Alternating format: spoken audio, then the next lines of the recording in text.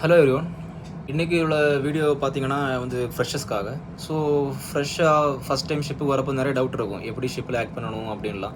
So நான் உங்கள்கிட்ட வந்து ஒரு 5 டிப்ஸ் தரேன். ஸோ இதை வந்து கண்டிப்பாக நீங்கள் அவாய்ட் பண்ணணும் அப்படின்னு சொல்லி.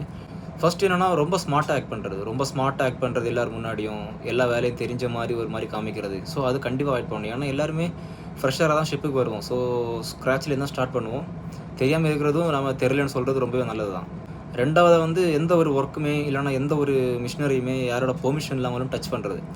எதுவா இருந்தாலும் ஏதாச்சும் டச் பண்றதுக்கு முன்னாடி, ஏதாச்சும் ஒரு ஒர்க் பண்றதுக்கு முன்னாடி கேட்கணும் எல்லார்ட்டயுமே. இது எப்படி? எப்படின்னு. 3வதா வந்து கொஸ்டின் கேட்குறதுக்கு தயங்காது. அது அப்படி இருக்கக்கூடாது. நம்ம என்னதான் வேற யாராச்சும் சீனியர்ஸ் ஒர்க் பண்ணுறப்போ நம்ம வந்து ஏதாச்சும் டவுட்னா கேட்கணும். கேட்கணும் ஒர்க் பண்ணுறப்போ இல்ல, மற்ற டைமில் கேட்டு தெரிஞ்சுக்கிறது ரொம்பவே நல்லது.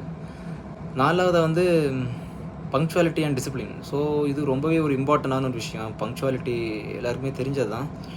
கடைசி இம்பார்ட்டண்ட்டான ஒன்று வந்து என்னென்னா, சேஃப்டிஸ் கியர்ஸை வந்து நம்ம வந்து எப்போவுமே அவாய்ட் பண்ணக்கூடாது. ஸோ லைக் ஹெல்மெட் போடணும்னா ஹெல்மெட் போட்டு தான் ஆகணும். க்ளவுஸ் போடுறது, ஹெல்மெட் போடுறது, நம்ம செக்லிஸ்ட் ஃபாலோ பண்ணுறது. ஸோ இந்த மாதிரி விஷயங்கள் நம்ம அவாய்ட் பண்ணாமல் இருக்கிறது ரொம்பவே நல்லது. ஸோ இந்த 5 விஷயம் நம்ம நார்மலாக பண்ணோம்னா போக போக எல்லாமே ஸ்மூத்தாக போகும். நம்ம இதில் ஏதாச்சும் ஒன்று ஸ்கிப் பண்ணிட்டு அப்படி இப்படி போகும்போதும் நம்ம கான்ட்ராக்ட் ஃபுல்லாகவே கொஞ்சம் கடுப்பாக